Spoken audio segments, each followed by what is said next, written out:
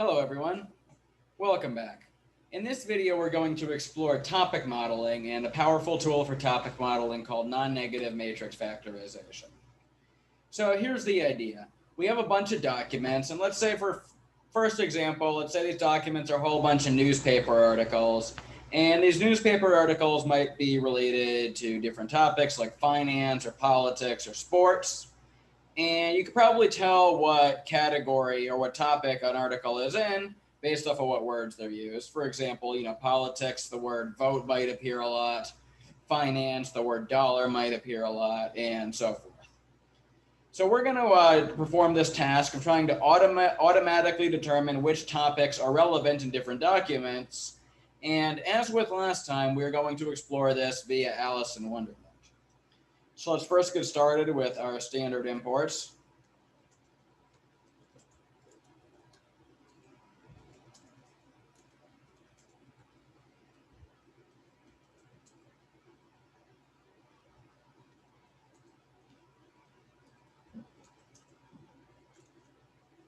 All right, and we're also going to need the natural language toolkit again.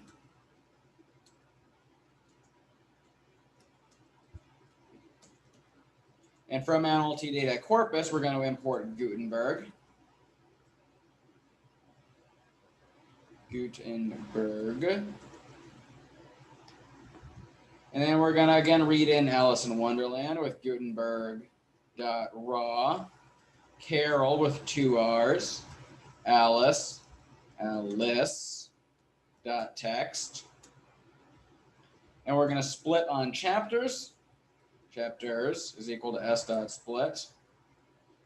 Chapter. I'm going to get rid of the text that comes before chapter 1. Looks like I made a little typo. Raw. Raw with a W. Alrighty. And now we're going to turn this into a data frame. Data frame is equal to pd.dataframe. Chapter is going to be our first column. This is going to go from 1 to the length of chapters plus 1.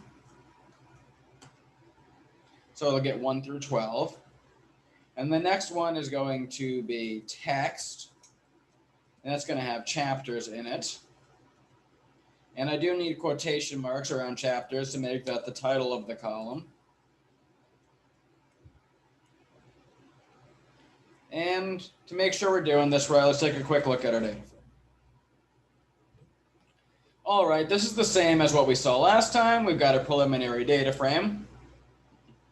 And now, again, we are going to imitate the approach we took in the last video and try to create the term document matrix. So to do this, we're going to import count vectorizer from sklearn.feature extraction.text import count vectorizer.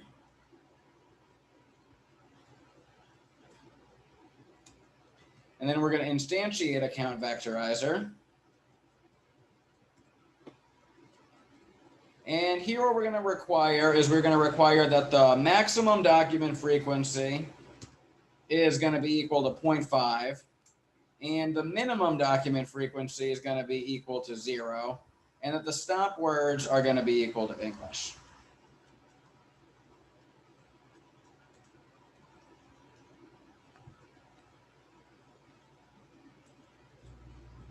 So what we're doing with the max document frequency and the minimum document frequency is sometimes you don't want words which only appear in a single document, but you also don't want words which appear in every single document. And this is getting us in the happy middle words of words which aren't super rare, but are rare enough that they're informative. Alrighty. So now, as with last time, we're going to use the count vectorizer to form a sparse matrix using fit transform.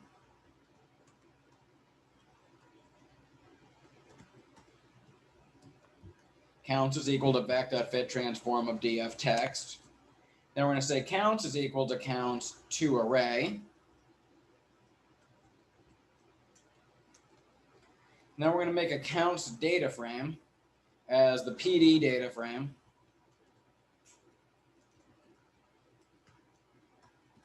Counts columns equals vec.get feature names. So this is all the same as in last time. And then we're going to add this into our original data frame with df equal to pd.concat count df with the original data frame. This needs to be in a tuple along axis 1.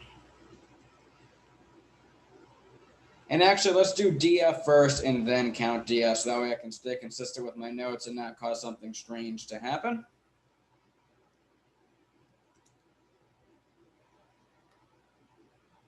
Count vectorizer has, transform, not transfrom. Alrighty, now let's take a look at our data frame. First 3 rows. We can see we got a nice good data frame like we did last time.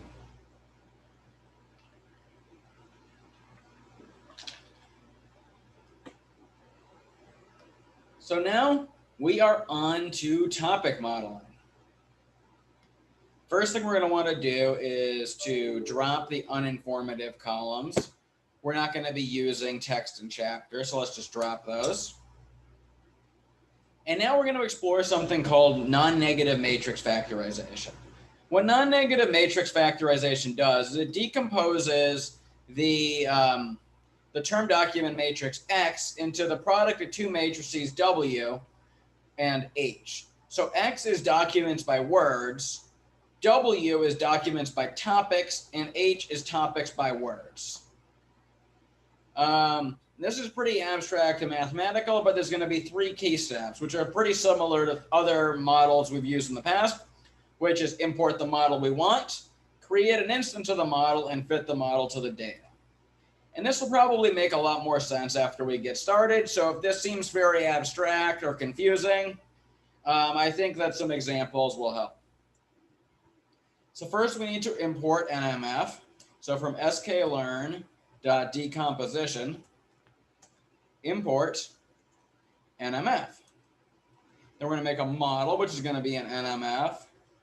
The number of components we're going to choose to be 4. This is a modeling decision. We're going to use random initialization, and we're going to set the random state equal to 0. And then we're going to fit the model to our data.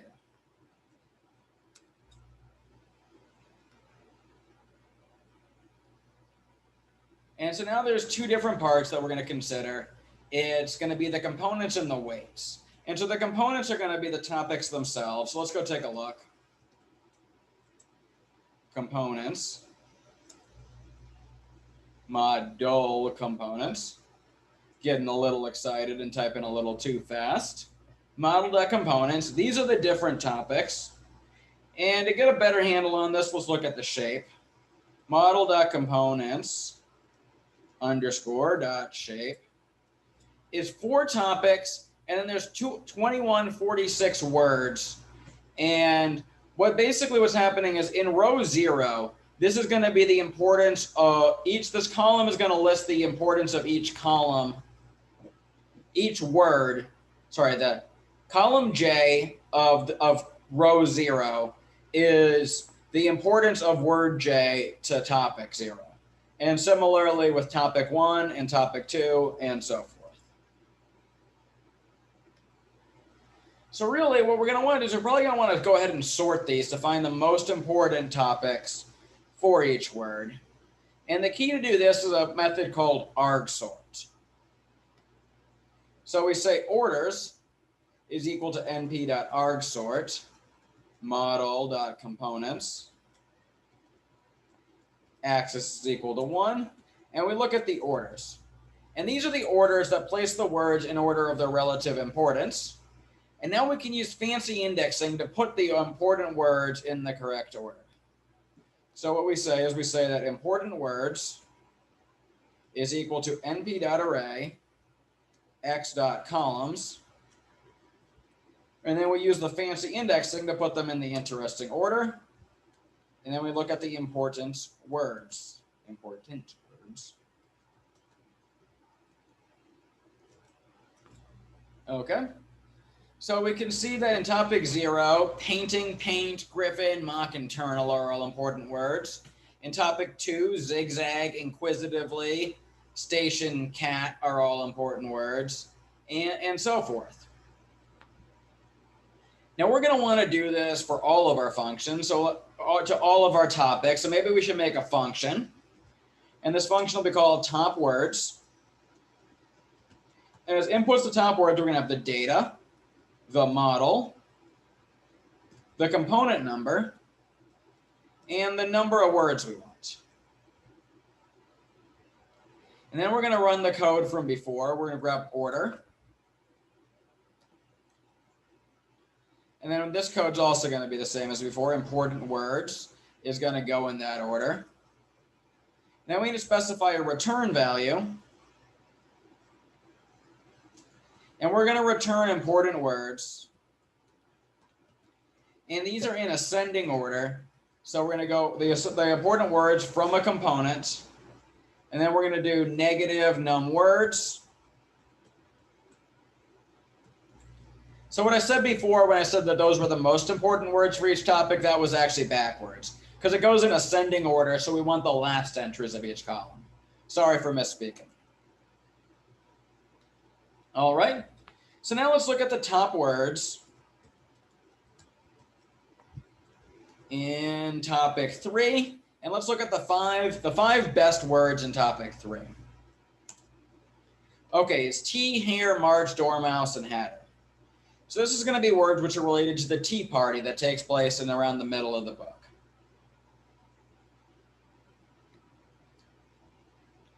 Now next, what we're going to look at is the weights. And these are going to tell us how important each of the topics is for each of the chapters.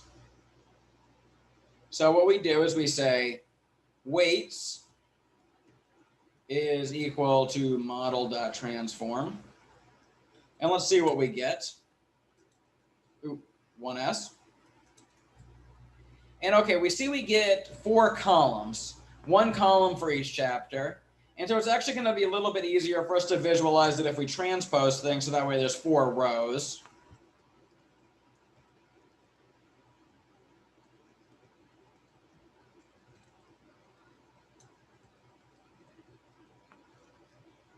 To transpose it, we do weights.t. And then we get a nice picture like this. And from this picture, what we can see is that topic 3 is really important in the first half of the book, and then it kind of goes away. And then we can also see that topic 2 is important in the first 6 chapters of the book, and then it goes away. Topic 3 is really important in chapters 7 and 11, but not too important in the rest of the book, and so forth. The other thing we could do is we could also look at this with a line plot. And this is personally my preferred way to do this. And so here we're going to say fig x is equal to plt.subplots 1. We'll say for I in range 4, x.plot df chapter. Then we need to also plot the weights of column I. Because remember, the original weights, each of the topics is in a column. And so let's just go ahead and do this first. And okay, so now we've got a chart which kind of describes what we've already seen, but it's not too informative yet. So let's add in some labels. Label is equal to top words, X model, should be open parentheses there, X model I 5. And then we do x.legend. And I'm going to add a bounding box to anchor. just because I know this is going to make this look really nice. And we're going to locate this in the upper left.